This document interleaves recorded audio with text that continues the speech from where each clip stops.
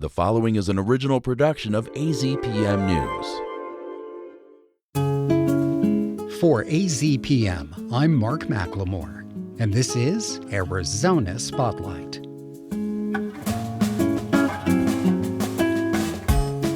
Coming up, when you listen to Tucson, what do you hear? That was the question asked on Friday, June 26th, when AZPM held a special event at our new home, the Paul and Alice Baker Center for Public Media. It was a live before an audience edition of Arizona Spotlight. Coming up, you'll hear some highlights from that event, including an essay from nature writer Rebekah Doyle, a poem from Mariana Rivera, and an interview with acclaimed fiction author Linda D. Addison. That's next on this special live edition of Arizona Spotlight.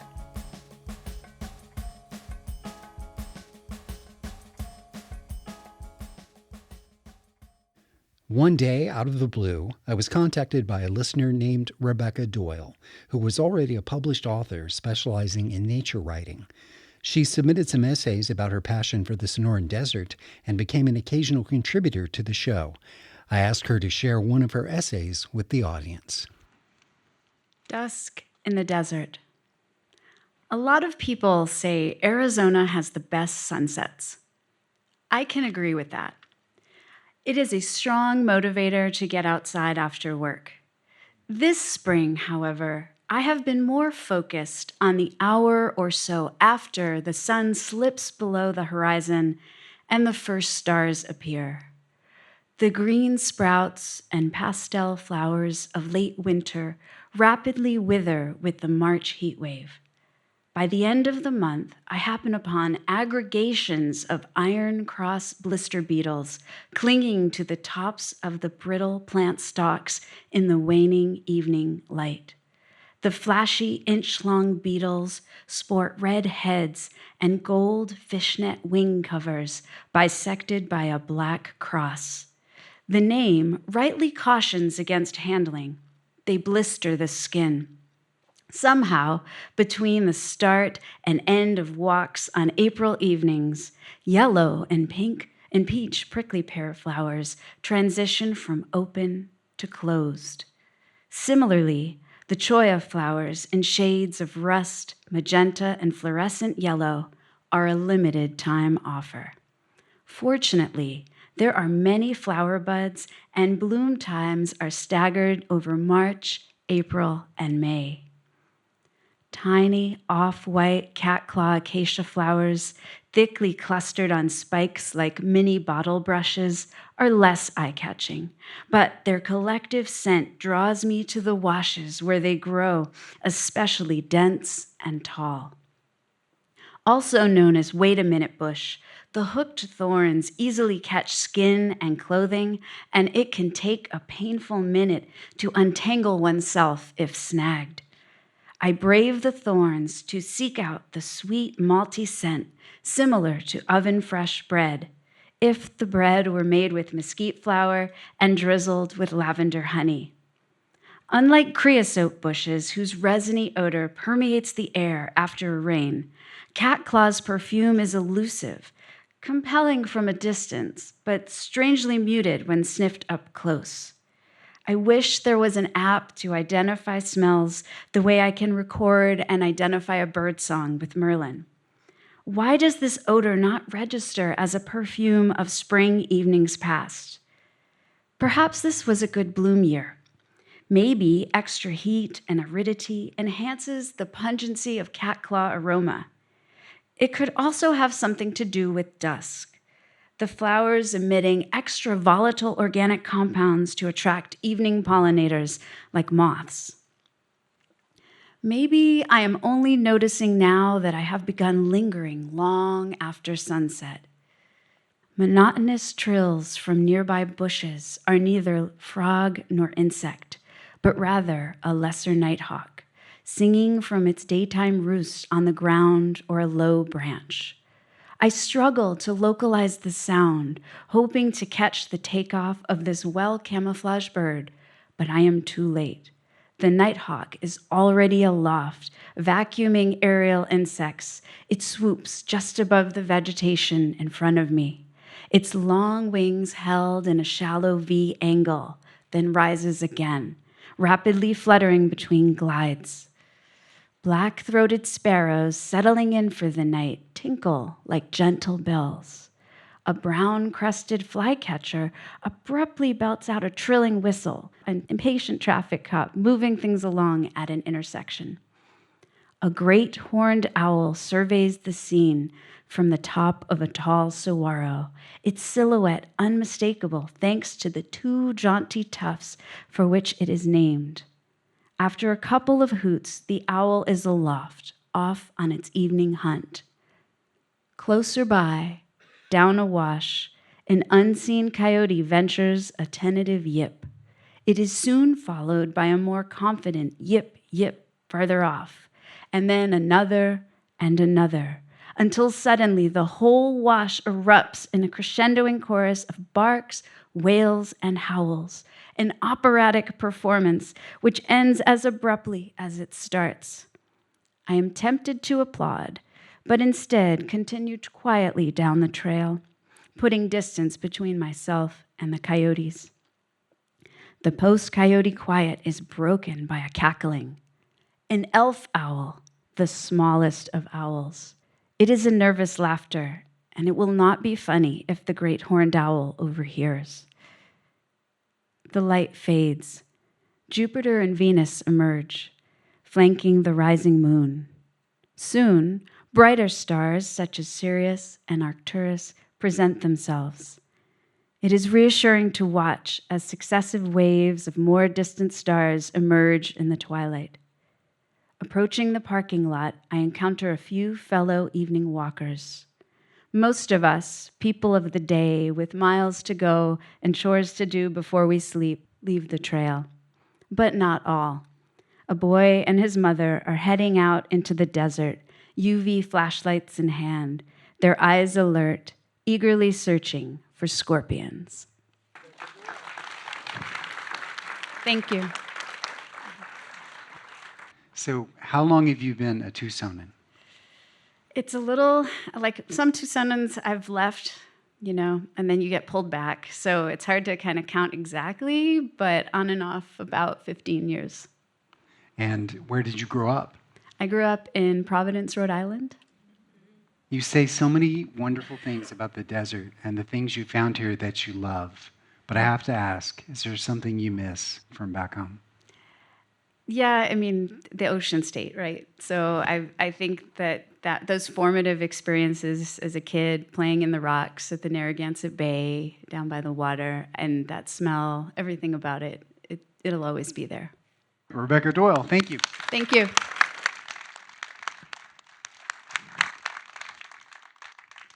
Rebekah Doyle has many published articles, stories, and essays that spring from her outdoor adventures.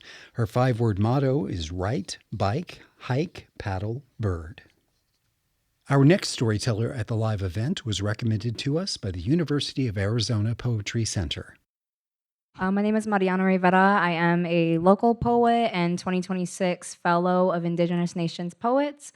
Right now, I'm working on cultivating art into my community through poetry.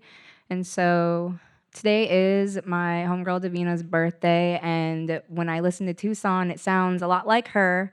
So, do you remember that night, homegirl, when we took a wrong turn somewhere on our way to find the nearest Circle K? We liked walking, so we didn't mind the detour. I was 19, and I really wanted to share my poetry. I found my way to an open mic, and you found a way to come see me. We knew we'd make it home together. We didn't think it mattered what happened in between. That night, we just kept on going, following streetlights as if we weren't lost. We figured if we kept going, we'd have to get somewhere. Remember how we ended up in some empty streets we didn't recognize? We couldn't pinpoint a place to meet up with your homeboys that were looking for us. Wait till we get somewhere, then we'll tell you where we are, you told them. Do you remember how we never felt scared? Homegirl, I think we were invincible. We were so fearless and bold. We rode our courage smoothly into the night like skateboards, so I guess that we were lucky these streets were paved and new. We walked around until we found a corporate building. Nighttime fluorescence felt strange this close to the freeway, this close to the river, juxtaposed against the desertscape. Having just been built, the building sprang straight up from the ground the way it sprang into the city. The street we passed along the way had art transforming the concrete slabs into sidewalks, something someone in the city could be proud of, not like the jagged ruptures of concrete sticking out from the south side streets, bursting through the neighborhood from the pressures of passing time. The dark desert night was empty here. The bus stop had no one waiting because this stop was near no homes and no places to be. There was art etched into the pavement for those just passing by. When I was 17, Mr. Gunnels told me I must think I'm 10 feet tall and bulletproof, but homegirl, together we must have been 20 at least. We should have told your boyfriend a street name to come find us, but does anything else compare to exploring your city on your feet? On our side of the river, we walk down the dry bed, dragging our sneakers through the sandy bottom. We smile at the father and son doing their nightly run. We quiet our breath to listen to the coyotes in the distance. We imagine the land between them and us. Is that why we never felt scared? Do you think maybe the world sees us in its reflection the way I see parts of me and you? When we walk down the street, we greet our neighbors and imagine the land in between everyone. This puts us on common ground with the viejito who stops us that night we get lost. He moved swiftly in the dark, and when we leaned in to listen, he asked for the time. We told him, and he said it was getting late. He wished us safety, twinkling eyes reflecting the moon shifting over all of us, and eventually the night brought us home. Thank you.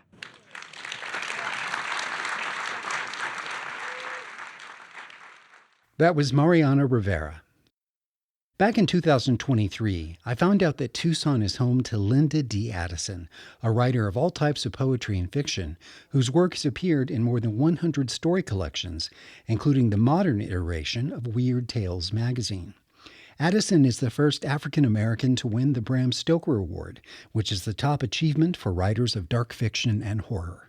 In fact, she was recently awarded another Stoker for Everything Endless, which she co-wrote with Jamal Hodge, chosen as the best poetry collection of 2025. I have spoken with Linda D. Addison before, and our shared enthusiasm for imaginative fiction always comes bubbling to the surface. Well, I have 7 Bram Stoker Awards. They look like, they're very heavy and they look like spooky houses. And when you open the door, it has like the year, the name of your book, and your name. And I was the first African American to win it in any category, but mine have always been poetry. There, now the folks Oh can my see God! it. Yeah. This just happened 2 weeks ago for this book. Okay, and the gentleman with you is? Jamal Hodge, who I wrote the book with, and this was, I have to say this for him, he's the first Black poet to win the Bram Stoker. So it was kind of astounding to be on stage with him. He started off as a mentee with me, and then he just blew up all over the place. He's a very hard student. He studies everything. Who was the first person who told you you could do this, Linda? Nobody. Maybe my mom. I was very introverted when I grew up. It wasn't until college I started talking to other people. And she used to tell stories to us. I was the oldest of 9, 7 boys, and she didn't read books. We didn't have books in the house to read stories. She just made them up. So I never really learned until I got into school that you weren't supposed to let your imagination go wild. I thought everyone's mother did that. And then I got to school and found out that it wasn't true. And I just kept going. I've always said this, I've won a lot of awards, but I never write to win awards. It's some kind of wild, crazy blessing, and the universe is having fun with me. Over it. To those of you who have never heard of Linda before, maybe you'll seek out some of her work now. But often when she goes to these cons and the Bram Stoker Award things and such, they know her, you know. They've literally read her mind. What does that make you feel like? I mean, how do you enjoy interacting with your fans? It's kind of extraordinary to me because, again, I never did it for anything other than this is just the craziness in my head. And I just had to get it out. So I just wrote all the craziness out. And so the first time the horror community decided they liked my work, I was like, I never thought to call it horror, but if you buy my book, yes, let's be friends. You can call it a it's just, cookbook. yeah, it's just always going on. And I have said in the past that I struggle to stay in reality because everything makes me write. Every word, all the readings, oh. How do you keep up with your ideas? I have journals. I write everything in journals. I've been writing journals since 1969. I have over 200 of them. Are they in a diary format? They're in paper. I like paper. Sometimes I'm writing as me, and sometimes in conversation with the universe because I can't understand things. So I'm like, I don't understand this, but, and right now the University of Pittsburgh is collecting my papers. So that's kind of crazy. And I've been sending the journals to them, but that's real hard. If we talk about the theme of when you listen to Tucson, what do you hear? I came here 12 years ago from New York City, and New York City sounds really different. And I live on Speedway, and the first time I got off the plane, I remember going outside the airport and taking a deep breath and just like, why does the air taste so sweet here? What's going on? So then I went to visit my aunt, and I saw the mountains, and whatever I was writing then, because I'm always writing, just exploded in my mind. So all of a sudden, this imagination I had lived with for 60 years or more sounded infinite. It always felt like I was rushing to try to fill something. And here with the mountains, it felt infinite. And I didn't understand that at all because I grew up in the inner city. I grew up on welfare. I mean, I couldn't possibly be meaning to live here with mountains. But eventually I gave in because everything was so sweet in my mind and everything blew up. And all I could hear was what I always hear, but like echoing off the mountains. So I moved here, and that was huge. And I moved into a house with a courtyard that has an orange tree, not like go to the supermarket and buy oranges, like on the tree in my yard, and hummingbirds. And so I'm always listening to these little jet fighters in my yard when I go out there. Because again, I'm like discovering these things brand new. Because where I grew up in North Philly, if you saw a tree, that was pretty amazing.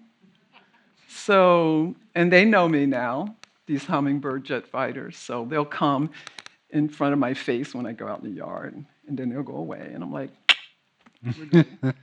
And in the morning, I hear mourning doves cooing. And again, where I grew up, I would hear gangs fighting, police, fire trucks. Okay. All right. And the sound of the rain here, when it's really falling out of the sky, when it's really falling hard, and I have just laid in the bed and just listened to it and fallen asleep like it's an orchestra just for me. If there's any place that's perfect, if there's anything that's a slice of heaven, it is my little place here. And it is the rain singing to me. It is the birds singing to me. It is my mind feeling like it can go as far as the mountains. And I wake up days and I look out the window and I laugh to myself because I live alone. And I say, I live with mountains.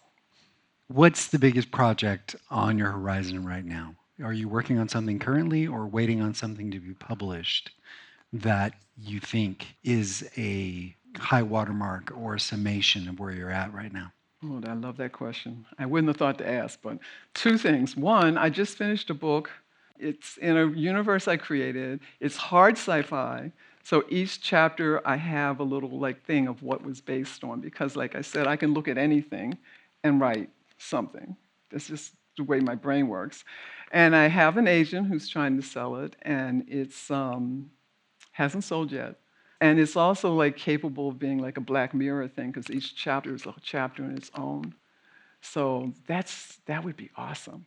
Then I could get maybe toys If I could be You a have not yet been superhero toy, that would be merchandised? amazing. You haven't been merchandised yet? No, but I want them. Yeah, somebody That's the should, other thing I'm crazy for. I just want everything. someone should make a Linda Addison action figure where you're Oh holding a my Bram Stoker gosh. award. You are reading everyone's mind except mine. I'm just saying. I have been called such a thing, but I have not seen it. But I'm thinking it's possible. And then what I'm working on now is a science fiction vampire novel because I don't really know what I'm writing. So people give it tags, and I'm like, okay, call it that. It is about something that comes from outer space and plays with the DNA to do something, and they're vampires. So there's no genre that you, if someone came to you and said, Linda, can you write us the next chapter of this story? If it's wild and crazy, no, I could do it. I mean, I've been in over 100 anthologies, and I've actually done a little thing on YouTube about how to write for anthologies, because someone will say, this is an anthology about Green Ghost, and could you write a poem, Linda? And I'm like, sure. Now, I don't know that that I write is something that's going to fit in the anthology, but I send it and say, if it doesn't work for your vision, that's fine. Well, we talked earlier, and you said you had a couple of very short pieces that you could read from your recent Bram Stoker award-winning collection. I love how that And sounds. so I think let's hear them now. Yes, I'd be happy to. The first one I'm going to read is actually on a bookmark that our publisher put out, and That's a good idea. it's called Ghost of Black Holes. And I just want to say that everything in the book, a lot of it is based on actual physics and cosmology, so if you can look it up. I'm so inspired by real things, even though I write not real things. Ghost of Black Holes. Greedy, greedy black holes, eating everything, until alone. Nothing left but to shrink, crumble, leaving behind massless light speed travelers, dancing closer, closer, without time, without space, until bang, here we go again. Here we go again. And one section at the end of the book is Jamal and I sort of going back and forth, inspiring each other with, and it's all based on the 7 Hermetic principles, which I didn't even know about until he told me. So I was like, yes, let's do that. So this one's law 3, the law of vibration. And it's called escape velocity. What speed is needed to escape creeping limitations born from aging collections of molecules?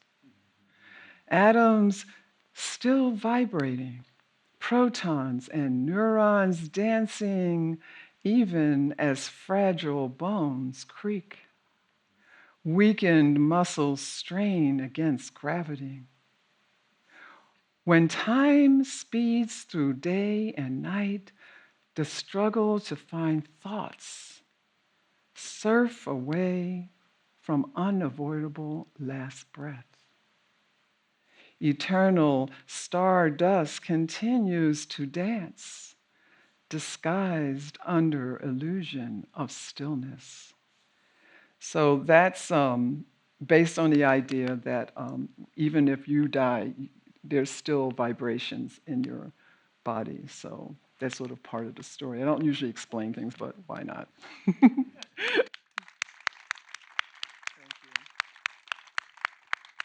And one last thing I want to mention. The first time we talked, we put a photo on the web of you, I believe, receiving your first Bram Stoker. We didn't make a slide. I wish we had. We should have. But your mother was in the shot with you.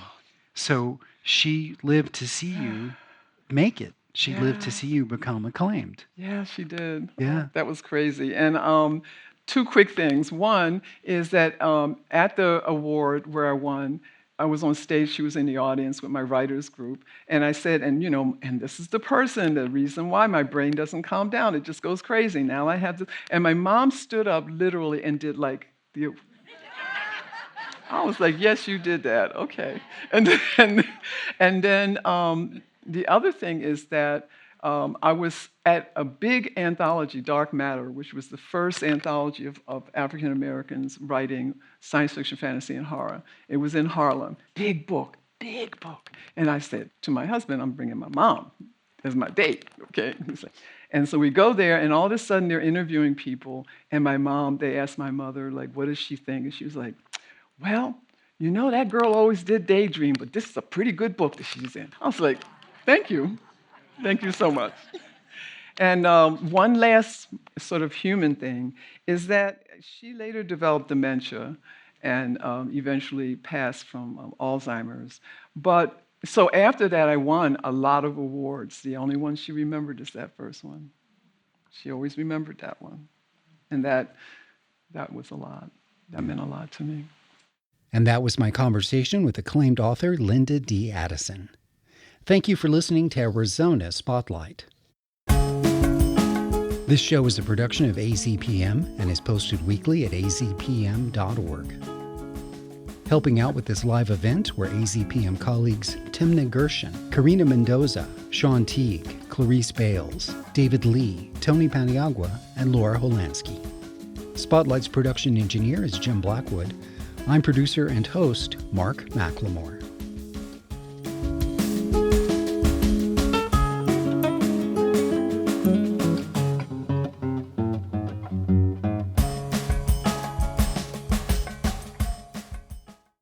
This has been an original production of AZPM News.